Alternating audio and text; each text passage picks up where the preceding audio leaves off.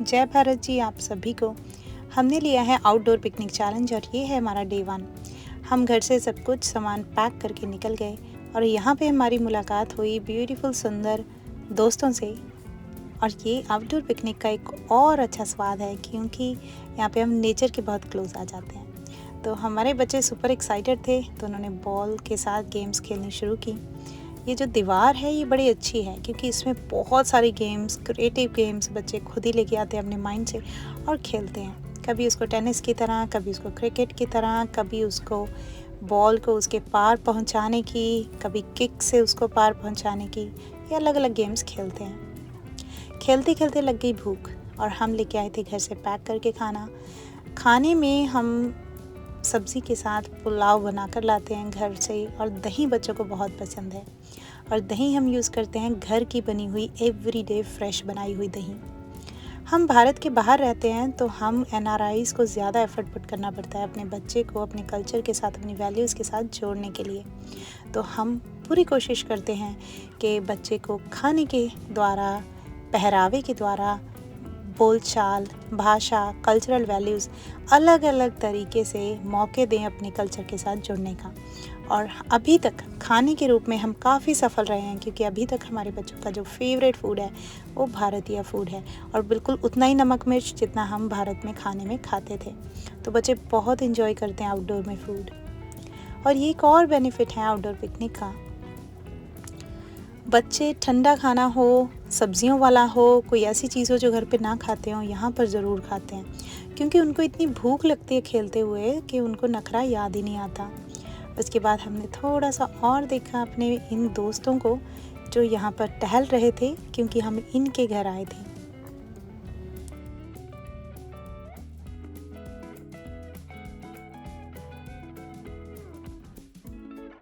खाना खाने के बाद एक मॉरल रिस्पॉन्सिबिलिटी की तरह जो जगह हमें साफ़ सुथरी मिली थी उसको साफ़ सुथरी छोड़ना, अपने जो भी कूड़ा हमने खाने के बाद किया है उस कूड़े को रबिश बिन्स में अच्छे से डिस्पोज कर देना। ये एक और मॉरल रिस्पॉन्सिबिलिटी सिखाने का तरीका है अपने बच्चों को। पेट बच्चों का भर गया था, अभी वो रेडी थे नेक्स्ट गेम के लिए। और जो नेक्स्ट गेम थी हमारी वो थी रेसेस। लेकिन रेसेस के लिए उनको पहले बोला कि आप थोड़ा वार्म अप करो अपनी बॉडी को। वार्म अप के लिए वो फ्री रनिंग करने लगे। बॉल को फेंक कर, मैं बॉल फेंकती थी, वो लोग रेस करते थे कौन पहले बॉल को लेके आएगा उठाकर, जिससे कि उनकी बॉडी थोड़ी वार्म अप हो जाए। और फिर हमने करनी शुरू की रेस विद अ टाइमर। हमने यहाँ पे माइलस्टोन सेट किए, 3 पेड़, तीनों पेड़ों को टच करके बच्चों को वापस आना था। स्ट्रैटेजी वो खुद बना सकते थे, किस पेड़ को पहले करेंगे, किसको बाद में। और मुझे लगता है कि काफ़ी अच्छा काम किया।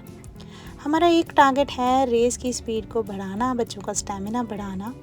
हर स्पोर्ट्स डे में बच्चे हमेशा कंप्लेन करते हैं कि वो रेस में अच्छा परफॉर्म नहीं कर पाते और इसका सबसे बड़ा कारण है कि हम बच्चों को पार्क तो लेके जाते हैं लेकिन कभी रेसेस पे ध्यान नहीं दिया। और हमें लगता है कि अभी उनकी राइट एज है जब उन्हें रेस के लिए स्टैमिना होना चाहिए। तो यहाँ पर मैं करती थी नोट टाइम और दोनों रन करते थे। और ऑब्वियसली बेटा फास्टर रन करता है और बेटी she is trying to catch up, but they both are really happy. ये सिर्फ एक रेसेस नहीं है, हर रेस के टाइमर नोट करने के बाद वो रिव्यू करते थे और एक नई स्ट्रैटेजी बनाते थे। कभी उन्होंने एक पेड़ को पहले छूने की कोशिश की, फिर दूसरे को। अलग अलग तरीके से वो ये देख रहे थे कि कैसे वो अपनी स्पीड को इम्प्रूव कर पाएँ।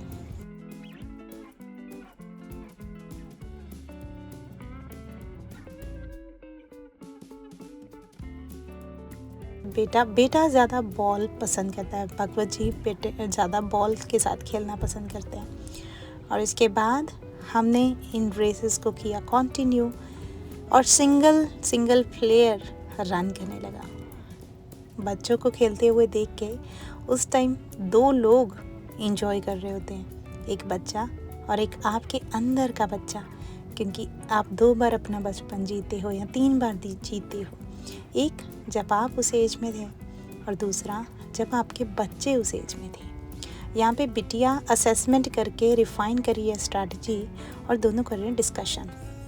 कहने की कोशिश कर रही है कि आपको मैं ये समझा रही हूँ, उनका मदरली इंस्टिंक्ट बड़ा स्ट्रॉन्ग है, तो वो ऑन हो जाता है। वो हमेशा समझाने की कोशिश करती है and she is a born teacher.